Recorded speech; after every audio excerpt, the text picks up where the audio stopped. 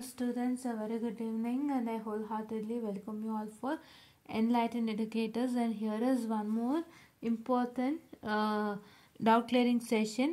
So ಒಬ್ಬರು ಕೇಳಿದ್ದಾರೆ, ಆನಂದ್ ಅವರು, ಮ್ಯಾಮ್ ಎಲ್ಲ ಸಬ್ಜೆಕ್ಟ್ ಇನ್ಫಾರ್ಮೇಷನ್ ಕೊಡಿ ಮ್ಯಾಮ್.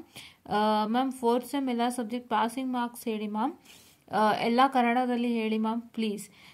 ನೀವು ಇವಾಗಲೇ ಫೋರ್ತ್ ಸೆಮ್ಗೆ ತುಂಬ ಯೋಚನೆ ಮಾಡ್ತಿದ್ದೀರಾ ಅಂದರೆ ನನಗಿದು ಏನು ಯಾವ ಥರ ಲೆಕ್ಕಕ್ಕೆ ತೊಗೋಬೇಕಂತ ಗೊತ್ತಾಗ್ತಿಲ್ಲ. ಒಂದು, ನಿಮಗೆ ಫೋರ್ತ್ ಸೆಮ್ ಹೆಂಗಿರುತ್ತೋ ಏನೋ, ನಾನು ಹೆಂಗೆ ಓದ್ಬೇಕು ಇವಾಗಿಂದನೇ ಅನ್ನೋ ಥರ ಇನ್ನೊಂದು ಟೆನ್ಷನ್ ಇರೋ ಥರನೋ, ಅಥವಾ you are very serious on fourth semester and ನಾನು ಇವಾಗಿಂದನೇ ತಿಳ್ಕೊಂಡು ಚೆನ್ನಾಗಿ ಓದಿ ಟೇಕ್ ಅ ಗುಡ್ ಮಾರ್ಕ್ಸ್ ಅನ್ನೋ ಥರ ಯೋಚನೆ ಮಾಡ್ತಿದ್ದೀರಾ ಅನ್ನೋ ನಂಗೆ ಗೊತ್ತಿಲ್ಲ. But as have taken fourth sem as a very serious note, I am very happy for you. Because ಈ ಥರ ನಾವು ಇವಾಗಿಂದನೇ ಸೀರಿಯಸ್ನೆಸ್ ಬೆಳೆಸ್ಕೊಂಡಾವಾಗ ನಮಗೇನಾಗುತ್ತೆಪ್ಪ ಅಂತ ಹೇಳಿದ್ರೆ ನಾವಿನ್ನೂ ಚೆನ್ನಾಗಿ ಓದ್ಬೋದು ಅಲ್ವಾ. ಸೊ ಇವಾಗ ನಾವು ಯಾವುದೊಂದು ಸಬ್ಜೆಕ್ಟ್ ಓದ್ತಾ ಇದ್ದೀವಿ ಅಂದರೆ if you are learning about that subject on a prior hand basis, so ಅವಾಗ ಇನ್ನೂ ಚೆನ್ನಾಗಿ ನಿಮಗೆ ಇನ್ನೂ ಚೆನ್ನಾಗಿ ನಿಮಗೆ ಈಸಿ ಆಗುತ್ತೆ ಆ ಟೈಮಲ್ಲಿ. So that is one important thing. ಎಲ್ಲ ಸಬ್ಜೆಕ್ಟ್ ಬಗ್ಗೆ ನಾನು ಆಲ್ರೆಡಿ ಒಂದು ವಿಡಿಯೋ ಮಾಡಿದ್ದೀನಿ ಅನ್ಸುತ್ತೆ, ಚೆಕ್ ಮಾಡ್ತೀನಿ ನಾನು ಮಾಡಿದ್ದೀನ ಅಂತ. ನಾನು ಮೋಸ್ಟ್ಲಿ ಎಲ್ಲ ಸಬ್ಜೆಕ್ಟ್ಗಳ ಬಗ್ಗೆ ಒಂದು ಸಣ್ಣ ಡಿಸ್ಕಷನ್ ಮಾಡಿದ್ದೀನಿ ಅಂತ ಕಾಣುತ್ತೆ ಅಪ್ಪ. ಬಿಕಾಸ್ ನಿಮ್ಗೆ ಇದು ಇಂಜಿನಿಯರಿಂಗ್ ಎಲೆಕ್ಟ್ರೋಮ್ಯಾಗ್ನೆಟಿಕ್ಸ್ ಒಂದು, PCS ಒಂದಿತ್ತು, ಆ್ಯಂಡ್ ಕಂಟ್ರೋಲ್ ಸಿಸ್ಟಮ್ ಒಂದಿತ್ತು, and you had another subject called operating system and microcontroller ಅಂತ ಕಾಣುತ್ತೆ, ಎರಡಿತ್ತು ಅಲ್ವಾ. ಸೊ ಅದ್ರ ಬಗ್ಗೆ ಎಲ್ಲ ಡಿಸ್ಕಷನ್ ಮಾಡಿದ್ದೀನಿ ಅಂತ ಕಾಣುತ್ತೆ ಮೋಸ್ಟ್ ಪ್ರಾಬಬ್ಲಿ. ಸೊ ಹಾಗಾಗಿ ನಾನು ಮಾಡಿದರೆ ಚೆಕ್ ಮಾಡ್ತೀನಿ ಎಲ್ಲಿದೆ ಅಂತ ಹೇಳ್ಬಿಟ್ಟು ತೋರಿಸ್ತೀನಿ ಆ ವಿಡಿಯೋ ಎಲ್ಲಿದೆ ಅಂತ. If in case I have not done then I will do it, okay, yeah no worries.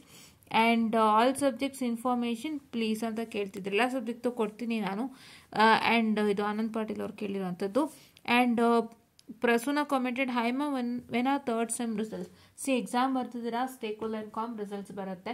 ಅದು ಮೋಸ್ಟ್ಲಿ ನಿಮಗೆ ಒಂದು 10 ಅಂದರೆ ಒಂದು 15 to 16 ಡೇಸ್ ಒಳಗೆ ಬರುತ್ತೆ. ನೀವು ಎಕ್ಸಾಮ್ ಮುಗಿಸೋ ದಿನದಿಂದ ಲೆಕ್ಕ ಹಾಕಿ ಒಂದು 15 ಡೇಸ್ ಒಳಗೆ ಬರುತ್ತೆ, ಆಯಿತಾ.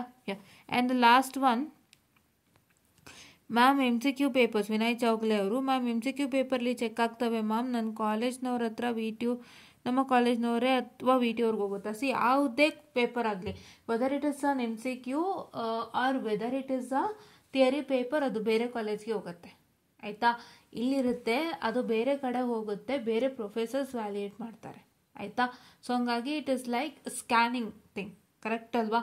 ಸ್ಕ್ಯಾನ್ ಮಾಡಿಬಿಟ್ಟು ಅಪ್ಲೋಡ್ ಮಾಡಿ ಅದನ್ನು ವ್ಯಾಲ್ಯೂಯೇಷನ್ ಮಾಡ್ತಾರೆ. ಸ್ಕ್ಯಾನ್ ಮಾಡುವಾಗ ನಿಮ್ಮ ಫ್ರಂಟು ಶೀಟ್ ಏನಿರುತ್ತೆ ಫಿಲಪ್ ಮಾಡಿರ್ತೀರಲ್ಲ, ಅದು ತೆಗ್ದಾಕ್ಬಿಟ್ಟು ಹಾಗೆ ಅದನ್ನು ತೆಗ್ದಾಕ್ಬಿಟ್ಟು ಮಿಕ್ಕಿದ್ದೆಲ್ಲನೂ ಸ್ಕ್ಯಾನ್ ಆಗುತ್ತೆ. ಆ್ಯಂಡ್ ಅದು ಸ್ಕ್ಯಾನ್ ಆಗಿಬಿಟ್ಟು ಸಿಸ್ಟಮ್ಗೆ ಹೋಗುತ್ತೆ, ಸಿಸ್ಟಮ್ ಕೊಟ್ಟಿರ್ತಾರೆ, ಅದನ್ನು ನೀಟಾಗಿ ಸಿಸ್ಟಮಲ್ಲಿ ವ್ಯಾಲ್ಯೂಯೇಷನ್ ಮಾಡ್ತಾರೆ. ಸೊ ಹಂಗಾಗಿ ಬೇರೆ ಕಾಲೇಜ್ಗೆ ಹೋಗುತ್ತೆ, ಬೇರೆ ಪ್ರೊಫೆಸರೇ ವ್ಯಾಲ್ಯೂಯೇಟ್ ಮಾಡ್ತಾರೆ, ಓಕೆನಾ.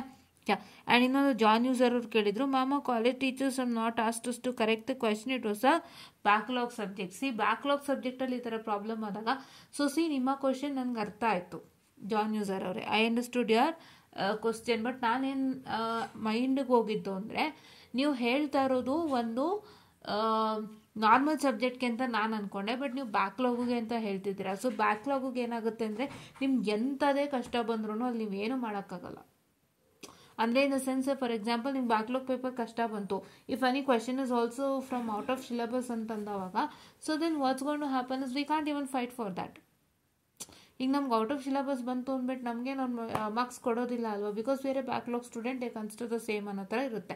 ಸೊ ಹಾಗಾಗಿನೇ ಅಲ್ಲಿ ಏನಾಗುತ್ತೆ ಅಪ್ಪ ಅಂತ ಹೇಳಿದ್ರೆ, ಸೊ ಅಲ್ಲಿ ನಿಮ್ಗೆ ಎಂಥದೇ ತಪ್ಪಾದ್ರು ಕರೆಕ್ಟ್ ಮಾಡ್ಕೋಬೇಡಿ ಅಂತ ಹೇಳಿದ್ದಾರೆ. ಅವ್ರದ್ದು ಗ್ರೇಸ್ ಕೂಡ ಕೊಡೋದಿಲ್ಲ, ಪ್ಲಸ್ ಜಸ್ಟ್ ನಾರ್ಮಲ್ ವ್ಯಾಲ್ಯೂಷನ್ನೇ ಮಾಡ್ಕೊಂಡು ಹೋಗ್ತಾರೆ. ಇದು ದೊಡ್ಡ ಪ್ರಾಬ್ಲಮ್ ಇದೆ, ಇದನ್ನು ಕೂಡ ಡಿಸ್ಕಸ್ ಮಾಡಿದ್ರೆ ಒಳ್ಳೇದಾಗುತ್ತೆ ಅನ್ನೋ ನನ್ನ ಭಾವನೆ. So let see if we can do it in future ಅಂತ ಹೇಳ್ತಾ I just went on this session and thank you.